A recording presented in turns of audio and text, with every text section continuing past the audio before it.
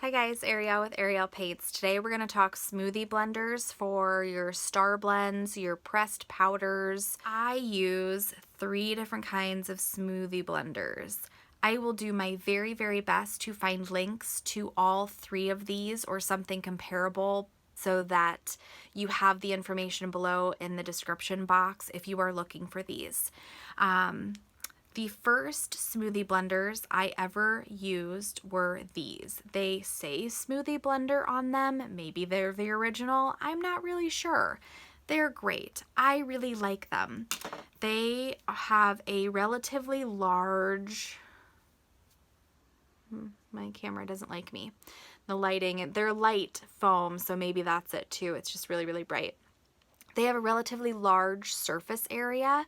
They're very soft and they're very high quality foam, sponge, whatever you want to call it. As I'm pinching this, I can feel a little plastic piece in the center of this that keeps this stable so that it's not flopping completely to one side or the other. And they clean up pretty well. Again, I mentioned the large surface area, so if I fill this up with StarBlends, which is what I typically use, I can really quickly, get a base down on a forehead because this is large. I really like these. I got maybe 3 or 4 of these when I first started using StarBlends, and since have 1 left, and I don't know why. I don't know where they are, but I do really like them, and I can't say that I've found them again, so hopefully I can find a link down below. These might be my favorite of all of the ones that I use. However, I also have the face painting shop, and it says Smoothie Blender too, so maybe that's just what they're called, and it's not a particular brand at all. The face painting shop one is quite a bit longer, as you can tell. Surface area, not as large. It is a black foam, kind of dirty too, sorry. It is a black foam or sponge. It also has, right to the tip, a plastic piece inside, and feels a little bit more dense than the original smoothie blender. It's the original to me anyways. This face painting shop one also has a removable tip. So the idea behind this one is that you have the one brush and then multiple tips. So you can get, I think maybe these came in like a pack of 3 or 4 tips per handle for the brush. And I like these just fine. I don't think they're my favorite. And I love the face painting brushes, the face painting shop brushes, I should say. Those are my favorite brushes. But these are just okay. Very small surface area.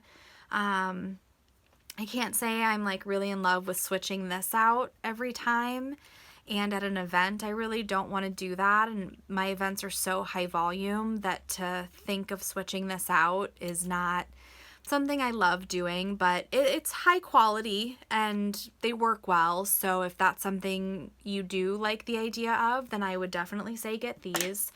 Now the ones that I use the most, because it's affordable and convenient, are the disposable smoothie blenders. These don't say anything. They're just a white lollipop stick with a relatively thin piece of foam or sponge on the end, and they do not have the paddle that the other ones have. So on these, it's a paddle of plastic holding these sponges up and together, so you can't, twist it the way I'm twisting this one. Same with this. It's got a paddle that goes almost to the top, but not quite, probably right there where my finger ends. So this has no paddle in it. However, that's never bothered me. I use these the most, partly because they're inexpensive, and I have more of them than any other one. So here's my little container. You can see all the smoothie blenders I have in there are mainly those disposable ones.